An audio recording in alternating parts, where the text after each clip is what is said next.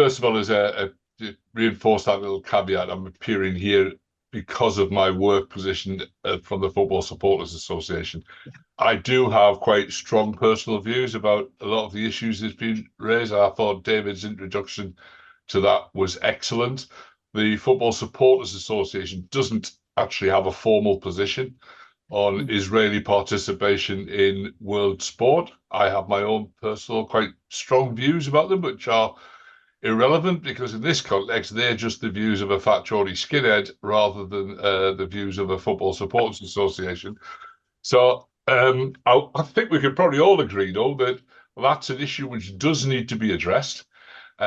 It's an issue for sports governing bodies and an issue for governments. It's probably not an issue that should be resolved by the Aston Villa Safety Advisory Group or the West Midlands Police.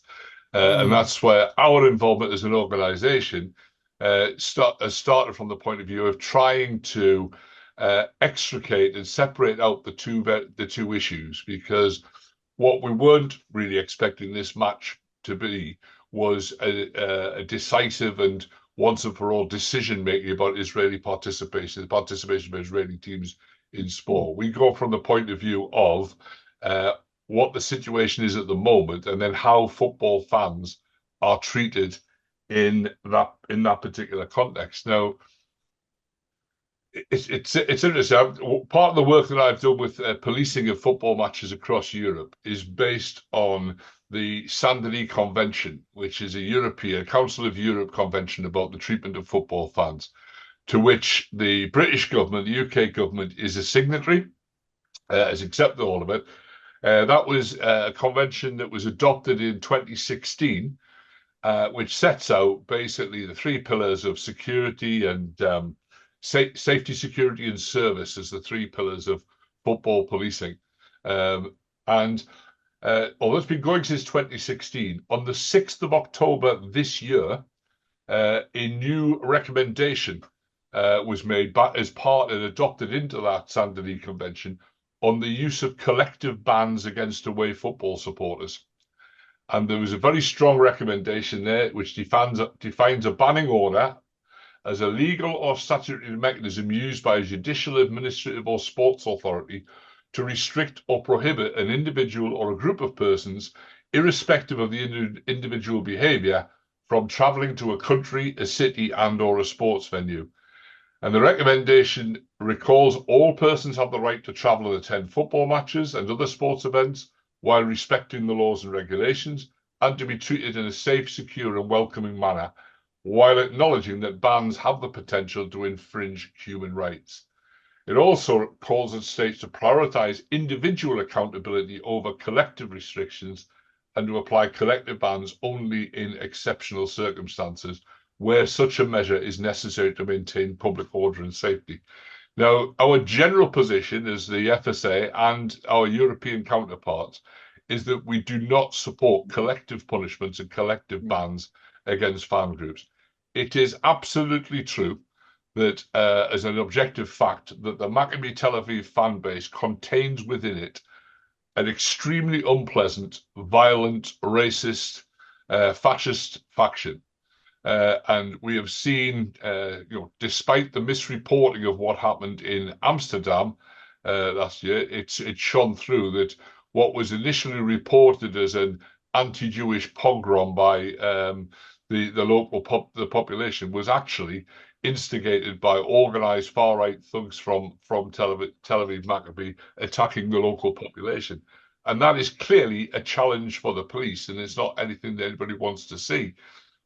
However, Tel Aviv Maccabi are not the only club in Europe with a horrible element to their support of the racist far-right participation. You could say the same against PSG from Paris. Nobody has ever suggested banning all fans from PSG.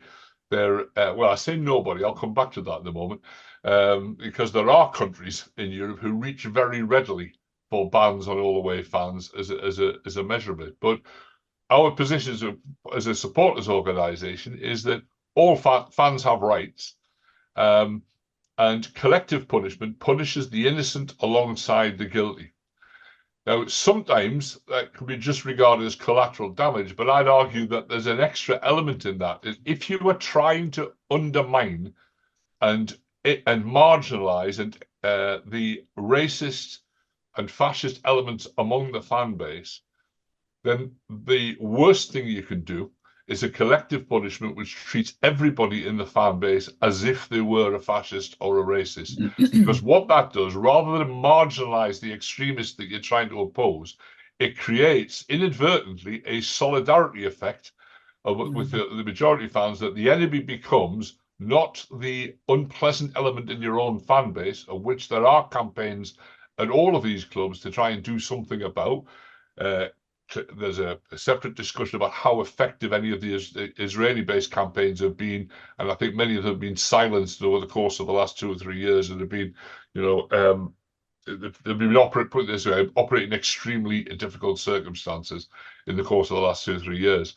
But the danger with a collective ban is it pushes everybody into the same camp. It creates a victim status for those who are banned. It creates a solidarity effect, and therefore our input into this discussion around the Aston Villa was we felt it was a misstep by the Aston Villa, the Safety Advisory Group, and the West Midlands Police to reach for that particular ban, because particularly in the context that this is taking place, there was a risk, and it has been seized upon and manipulated this way. There was a risk of that being perceived as an anti-Semitic ban. I'm not saying it was an anti-Semitic ban, but there was definitely a risk of that perception, especially when Maccabi Tel Aviv, the football club, revealed that the big majority of the application for tickets that they had were not for people traveling from Israel, but they were from the Maccabi UK group, particularly of supporters based in London. And that did look as though it was danger. It was not a measure targeted against hooligans and against racists, but it was targeted a whole block of football fans. I think that's problematic. We met with government officials. Yeah, we met with government officials to make this particular point. It's not a great look for a city that wants to be a host city at the European Championship in 2 or 3 years' time, to think that they cannot police a football match properly. It should be entirely within the ability of any police force to be able to guarantee a football match taking place safely, and to defend the right to protest of local communities, the right to defend themselves of local communities against any external threat. West Midlands Police have formed for this. The only other recent ban that's taken place was a reduction in the ticket allocation for Legia Warsaw's game at Villa Park. It's the only police force that reaches for this. The UK has a very good record in terms of football policing, and internationally we stand quite proudly, in contrast to governments like in Italy and France, where local mayors reach very readily for bans on all away fans. We do think it's important that the rights of the majority of fans are upheld, partly as a contributory part of the process of combating the racism and the discrimination and the fascism, effectively, among sections of the supporter base at all of these clubs. We've been in this sort of situation even with England before. It's going back, but Mark and I have worked in this area for a long time, and I go back far enough to 1985 with the England support in Dublin, getting a match abandoned there because of the racist violence by English fascists, etc. And it is by no means a position that we are defending the rights of proven racist, violent hooligans. We've supported, as an organisation, the introduction of banning orders so that individuals who are convicted of those offences, guilty of those offences, can be removed from the game. We do not want racism and violence in the game. The question is how you tackle that. And that's where I think that the idea of a collective punishment, a collective ban, actually undermines that battle. It's not just a question, it doesn't help. It actually undermines and makes it more difficult for that. The Football Supporters Association does a lot of work. I mean, we've funded Blues for All. We do a lot of work with Muslim groups, with Jewish groups, with groups from all underrepresented communities up and down the country to encourage their participation. David made some very good points about making sure that the demographics of a city is represented in the football ground, so that football is genuinely a shared space for all members of our community, and that's something very much that we want to strive towards. Ash in the comments, I hope I've answered your point about we're not here defending the rights of proven racist fans. A good police force should, however, be able to deal with a crowd and might make sure, I mean, we've experienced this, I've been on the end of football policing for a long time. A good police force, and the British police force are generally have a very good record on this, should be able to manage a football crowd, contain, isolate anybody with evil intent, allow the right to protest, but allow the majority of people to watch their matches in safety. The argument was changed, I think, a little bit when the argument about the ban by the Aston Villa SAG and the Westminster Police disappeared when Maccabi Tel Aviv withdrew their application for tickets and said they didn't want any tickets. Ash, I think you give Maccabi Tel Aviv a little bit too much credit for this, actually, because in the club statement they didn't say they were declining the tickets in order to protect the people of Birmingham from their fans. They actually, in their statement, said the well-being and safety of our fans is paramount. And from hard lessons learned, we've taken the decision to decline any allocation offered on behalf of away fans. In other words, they thought that the fans of Maccabi Tel Aviv needed protecting from the Birmingham population. Now, that for me is an outrageous implication. I think they pulled the plug on the public discourse, which I think is why it went quiet.